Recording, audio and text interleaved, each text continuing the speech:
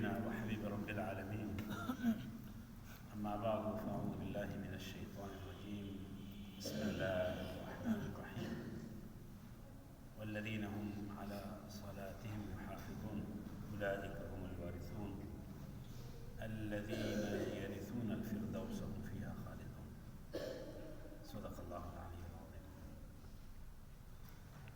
برادران اسلام، محترم علماء کرام، میرے عزیز طلباء اور میرے اہل ایمان بھائیوں، سب سے پہلے تو ہم اللہ رب العالمین کا شکر بجا لاتے ہیں کہ اللہ نے ہمیں مغرب کی نماز کی ادائیگی کی توفیق نصیب فرمائی. کتنے لوگ ہیں کہ جو اس وقت صبح سے لے کے ابھی تک اللہ کا رزق کھاتے ہیں، اللہ کے پانی سے مستفید ہوتے ہیں، اللہ کی سرزمین پر گھومتے پھرتے ہیں اور اللہ رب العالمین کے رزق سے کمائی بھی کر رہے ہیں، کھا بھی رہے، پی بھی رہے، سب کچھ کر رہے، لیکن صبح سے لے کے ابھی تک ایک سجدے کی توفیق ان کو نہیں ہوئی ہے. تو اللہ نے اگر ہمیں توفیق دی ہے، فجر کی ہم نے نماز پڑھی، پھر ظہر کی پڑھی، پھر عصر، پھر مغرب، اللہ عشاء کی بھی توفیق نصیب فرمائے. میرے دوست اور بھائیوں، یہ اللہ کا کرم ہے اور انسان کی نیت ہوتی ہے کہ اللہ کے دین کے لیے، اللہ کے رضا کے لیے، اللہ کی خوشنودی کے لیے، اللہ کی جنت کے لیے کچھ کوشش کی جائے. بغیر کوشش کے آپ نے دیکھا ہے کہ دنیا میں کوئی اپنے مقام تک نہیں پہنچ سکتا ہے. اس پروگرام کے لیے جو ہر بدھ کو ایک اصلاحی اجتماع، ایک اصلاحی بیان ہوتا ہے، اس کے لیے کتنی کوشش ہوتی ہے، لیکن پھر بھی تھوڑے سے لوگ آتے ہیں. ہمیں تعجب بھی کبھی کبھار ہوگا کہ اتنا ہم نے باغ دوڑ کی ہے، اتنی کوشش کی، اس کے باوجود بھی لوگ نہیں آتے ہیں اس پروگرام میں. سیدنا نوح علیہ السلام اللہ کے نبی تھے، 950 سال انہوں نے تبلیغ کی، لیکن جب طوفان نوح آیا تو ان کے ساتھ کشتی میں انسان اور حیوان سارے ملا کے وہ 100 پورے نہیں تھے. تو اللہ کا دین کا جو معاملہ ہے یہ مایوسی کا نہیں ہے. دوسری اہم بات یہ ہے کہ ہم اہمیت کسی چیز کی، کہ دنیا کی اہمیت کتنے ہیں ہماری نظروں میں، ہمارے دلوں میں، ہمارے سینوں میں، وہ راز تو اللہ کے سامنے ہے، وہ پوشیدہ ہے. لیکن جو سامنے نظر آنے والی چیزیں ہیں اس میں تو یہی ہے کہ آپ مدارس میں جائیں، کتنے بچے پڑھتے ہیں، اور اس کے مقابلے میں کسی اسکول میں، صبح کسی اسکول میں جائیں، کسی جامعہ میں جائیں، اسلامی مدرسہ ہو، اس میں سے 300، 400، 500 بچے پڑھتے ہوں گے. لیکن جب آپ پنجاب یونیورسٹی میں جائیں وہاں ہزاروں میں لوگ پڑھتے ہیں. اس کی وجہ کیا ہے کہ ہمارے سامنے جو چیز نظر آتی ہے ہمارا یقین اس کے اوپر زیادہ کامل مکمل ہوتا ہے. اللہ رب العالمین کا جو نظام ہے، اللہ نے غیب کے اوپر ایمان کے لیے کہا ہے، الذین یؤمنون بالغیب. اہل ایمان کے صفات میں سے یہ ہے کہ وہ اللہ کے ذات پر، غیب پر ایمان لائے. اللہ کو دیکھا نہیں ہے. آج دنیا میں جو ملحد لوگ ہیں، جو کافر لوگ ہیں، ان کو ایک شکایت یہ بھی ہے کہ جس چیز کو ہم دیکھ نہیں سکتے، جس کو لمس نہیں کر سکتے، اس کے اوپر کیسے ایمان لایا جائے. نہ ہم نے اللہ کو دیکھا، نہ اس کے نبی کو دیکھا ہے، پھر بھی اس کے ذات پر ایمان لائے ہیں. یہ حقیقت ہے. اس لیے جو مسجد ہے، جو مدرسہ ہے، جو دین ہے، دین کے فرائض ہیں، اور اس میں سے بالخصوص نماز، اس کے لیے اللہ رب العالمین نے اپنے نبی صلی اللہ علیہ وسلم کے زبان اقدس سے بے شمار فضائل، وہ سب ایک میٹنگ میں یا ایک اصلاحی بیان میں بیان نہیں ہو سکتے ہیں. آپ تو ماشاءاللہ خوش نصیب ہو کہ اللہ نے آپ کو اپنے دین کے لیے چن لیا ہے.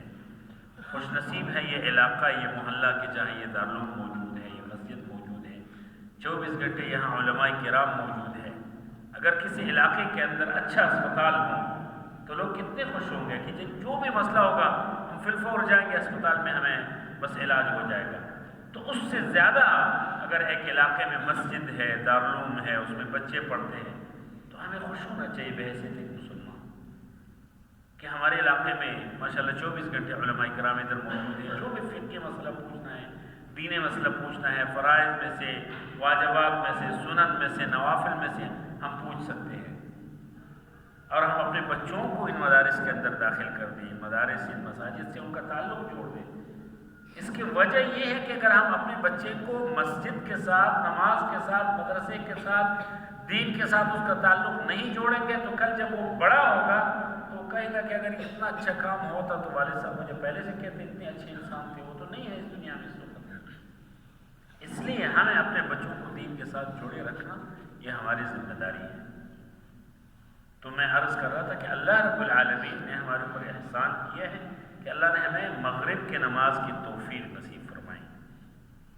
اللہ کے نبی علیہ السلام نے اپنے احادیث مبارکہ میں جا بجا اس نمازوں کے اور اس مسجد کی طرف آنے کے لیے ایک قدم اٹھانے پر، جب انسان اپنے گھر سے وضو کرتا ہے تو اللہ کے نبی صلی اللہ علیہ وسلم نے یہ فرمایا کہ جو اپنے گھر سے وضو کر کے مسجد کی طرف آ جائیں، اللہ رب العالمین اس کے لیے من غدا الی المسجد او راح، جو مسجد کی طرف صبح نماز سے لے کے ظہر کے تک، اس میں عربی میں اس کو غدا بولتے ہیں، اور یہ باقی جو اوقات ہیں یہ راح میں آئیں گے، یعنی 5 نمازیں جو ہیں اگر کوئی اس کا اہتمام کر لے، کوئی اس کے لیے جائے تو اللہ رب العالمین اس کے لیے جنت کے اندر طعام کھانا تیار کرتے ہیں۔ اب ہمیں تو نظر نہیں آ رہا ہے، اگر کھانے کا انتظام 5 وقت مسجد میں ہو جائے تو آپ کا کیا خیال ہے کہ پورے علاقے میں جو ہیروئنچی ہے وہ بھی آئیں گے نماز پڑھنے کے لیے؟ لیکن میرا اپنا ذاتی خیال یہ ہے، اور بعض علماء کرام کو میں نے جو پڑھا ہے وہ یہ فرماتے ہیں کہ اس میں اللہ رب العالمین نے جنت کے اندر جو وعدہ کیا وہ تو ہر روز آپ کے لیے، ہر نماز پر آپ کے لیے کھانا بھی تیار ہوتا ہے، اور اللہ رب العالمین لیکن اس دنیا میں اللہ کیا فرق کرتے ہیں انسان کے ساتھ؟ انسان کے رزق کے اندر وسعت فرماتے ہیں، اور یہ بالکل تجربے سے ثابت بات ہے کہ جو 5 وقت نمازی ہوتا ہے نا وہ کبھی آپ کو کھانے کے لیے کسی سے بھیک مانگتے ہوئے نظر نہیں آئے گا انشاءاللہ، کوئی ثابت نہیں کر سکتا ہے۔ یہ طالب علم یہ کیا کام کرتے ہیں؟ لوگ مزدوری کرتے ہیں، آج کل ایک وقت تک کھانا کتنے کا ہے آپ کو پتا ہے؟ ایک چھوٹی سی روٹی 15 روپے کی ہے، ہم خود کما رہے ہیں نا اپنے بچوں کے لیے، اس لیے مجھے معلوم ہے، آپ کو نہیں پتا۔ پھر اس کے ساتھ چھوٹا سا ایک پلیٹ سالن ہو، پھر اگر 2 پلیٹ ہو، پھر اگر 3 ہو تو کتنے ہیں؟ ایک وقت کھانا آپ کا 100 روپے میں نہیں آئے گا، اور 100 روپے کمانا کوئی آسان کام نہیں ہے۔ 3 وقت کا اگر آپ کھانا کھاتے ہیں، پھر عصر کے وقت چائے پیتے ہیں تو 400-500 روپے دن کے بن جاتے ہیں۔ لیکن میرا خیال یہ ہے کہ اللہ نے لوگوں کے دلوں میں ڈالا ہے کہ جو دارالعلوم کے بچے ہیں، جو مدرسوں کے بچے ہیں، ان کے لیے لوگ اپنے گھروں میں شاید کم کھاتے ہیں اور ان کا اہتمام زیادہ کرتے ہیں۔ یہ اللہ کا کرم ہے کہ اس نماز کے فضائل میں سے ایک فضیلت ہے، ان نماز کے برکات میں سے ایک برکت ہے، یہ آپ اس پہ کبھی غور کر لیں۔ اللہ کے نبی صلی اللہ علیہ وسلم نے یہ بھی فرمایا ہے کہ جو مسجد کی طرف نکلتا ہے، ایک قدم اٹھاتے تو اللہ اس کے ایک درجے کو بلند فرماتے ہیں اور ایک گناہ کو معاف فرماتے ہیں، ایک قدم کے اوپر، اور ایک قدم اٹھنے پر اور رکھنے پر۔ یہ اللہ کا کرم ہے۔ اللہ کے نبی صلی اللہ علیہ وسلم کی احادیث میں سے یہ بات بالکل ثابت ہے کہ یہ 50 نمازیں ہیں، یہ 5 نمازیں جو ہم پڑھتے ہیں اصل میں 50 تھی۔ اللہ کے نبی صلی اللہ علیہ وسلم جب معراج میں تشریف لے گئے تھے اللہ کی دیدار کے لیے، تو جب آپ واپس تشریف لائے تو موسیٰ علیہ السلام نے پوچھا کہ کیا تحفہ ملا ہے؟ تو اللہ کے نبی صلی اللہ علیہ وسلم نے فرمایا کہ نماز کا تحفہ، یہ اللہ کی طرف سے نبی مہربان صلی اللہ علیہ وسلم کو گفٹ ملا ہے، تحفہ ملا ہے، یہ ملا ہے۔ تو نبی اکرم صلی اللہ علیہ وسلم نے پھر فرمایا کہ 50 نمازیں۔ سیدنا موسیٰ نے فرمایا کہ آپ کی امت اتنے نہیں کر سکی، یہ اللہ سے التجا فرمائے کہ اس کو کم کیا جائے۔ پھر اللہ کے نبی صلی اللہ علیہ وسلم نے التجا فرمائی، پھر تشریف لے گئے، پھر واپس آئے، اور یہ تقریباً جب 5 پہ آئے تو پھر بھی سیدنا موسیٰ نے فرمایا کہ اللہ سے پھر دوبارہ التجا فرمائے کہ نمازوں کی تعداد کم۔